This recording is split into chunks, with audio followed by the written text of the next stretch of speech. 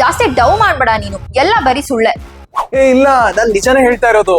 So ನಿಜವಾಗ್ಲೂ group tour ಹೋಗ್ತಾ ಇದೀವಾ? Delight ಡಿಪಾರ್ಚರ್ಸ್ ಅವರ 4 night 5 day ಪ್ಯಾಕೇಜ್ ಬಗ್ಗೆ ಕೇಳಿಲ್ವಾ ನೀನು? ದನಾಂಗ್, ಹ್ಯಾನೋಯ್, ಹ್ಯಾಲಾಂಗ್ ಈ 3 cities ನ ನಾವ್ ಎಕ್ಸ್ಪ್ಲೋರ್ ಮಾಡ್ತಾ ಇದೀವಿ. ವಾವ್. ಸೊ ಹನಾಯ್ ಸಿಟಿ ನೋಡ್ತಾ, ಹಲಾಂಗ್ ಬೇ ಕ್ರೂಸ್ ಅಲ್ಲಿ ಲಂಚ್ ಮಾಡ್ತಾ, ದನಾಂಗ್ ಅಲ್ಲಿರೋ bridges, temples, cable car, fantasy worlds, gardens, mountains ಇದೆಲ್ಲ ನೋಡ್ತಾ ಟೈಮ್ ಸ್ಪೆಂಡ್ ಮಾಡ್ಬೋದು ಅಲ್ವಾ? ಹೌದು, ಅದು ಯಾವ ಟೆನ್ಷನ್ ಇಲ್ಲದೆ visa, 3 times meals, hotels, guided sightseeing, AC transfers ಎಲ್ಲ ಅವರೇ ನೋಡ್ಕೋತಾರೆ. ಓ, ಮತ್ತೆ ಇನ್ನೊಂದೆರಡು ದಿನ ಹೋಗ್ಬಿಟ್ಟು ಬರ್ಬೋದಲ್ವಾ? ವಿಯೆಟ್ನಾಂ ಅಲ್ಲಿ ಇನ್ನ ನೋಡಕ್ ಏನೇನೆಲ್ಲ ಇದೆ. ಆಯ್ತು, 6 night 7 day ಪ್ಯಾಕೇಜ್ ನೇ ತಗೊಳ್ಳೋಣ ಬಿಡು. ಇದ್ರಲ್ಲಿ ನಾವು ಹೋ ಚಿ ಮಿನ್ ಸಿಟಿನ ಕೂಡ ಕವರ್ ಮಾಡಬಹುದು.